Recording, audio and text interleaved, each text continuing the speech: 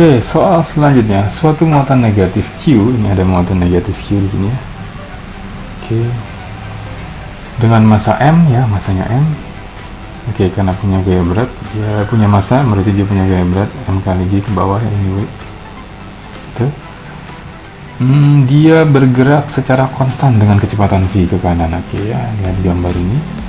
Dan kecepatan gravitasi arahnya ke bawah gitu ya.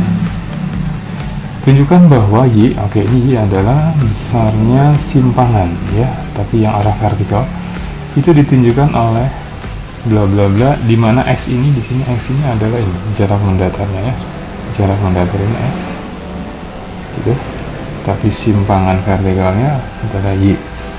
Nah, kita disuruh cari bagaimana cara mencari hubungannya dengan bla bla bla ini semuanya ya. Nah, di sini yang harus kalian ingat bahwa karena muatan negatifnya si muatan ini minus, maka dia akan cenderung mempunyai lintasan. Kalau kita umpamakan dari bawah sini, dia bergerak pengen ke atas gitu ya.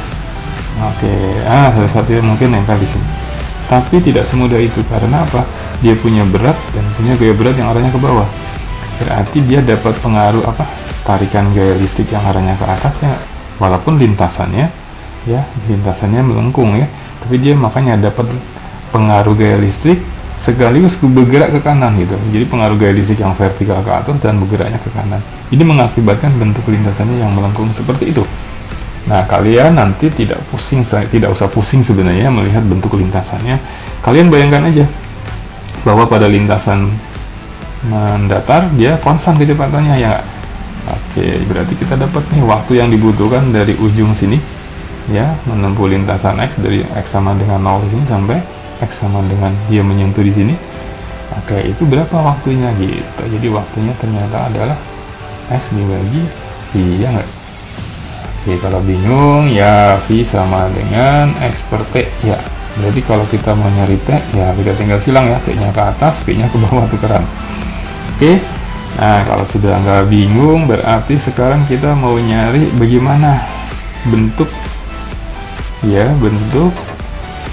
lintasan yang ditempuh benda pada sumbu yang vertikal. Ternyata pada lintasan vertikal benda dipercepat. Nah, kenapa?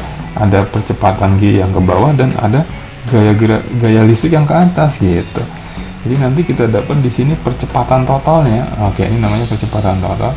Itu bentuknya seperti ini kan. Dia mula-mula kecepatannya di sini 0. Harusnya kan bentuknya gini. V0T ditambah setengah T kuadrat gitu. Tapi di sini kan nggak disebutin kecepatan arah vertikalnya ada, berarti di sini vertikalnya 0 kecepatannya. Yang ada adalah kecepatan horizontal ya. Yang V ini kecepatan horizontal, yang vertikalnya 0. Nah, jadi tinggal ada setengah A. Nah, A-nya berapa? Ternyata A-nya itu ada 2, yaitu A yang dipengaruhi oleh gaya listrik yang arahnya positif ke atas ya, besarnya gaya dibagi massa ya. Kalau bingung ingat gaya itu massa dikali akselerasi. Jadi kalau mau nyari percepatan di sini listrik ya, kecepatan listriknya adalah gaya listriknya dibagi dengan massanya gitu. Ini gaya listrik ya, FL ya. Ini FL. Oke.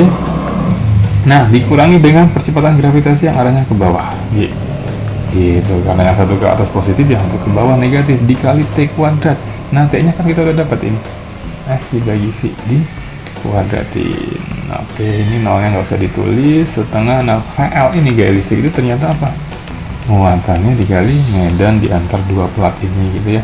Jadi ternyata ketemu deh apa yang kita mau cari ya. Q dikali E itu FL dibagi M dikurangi G.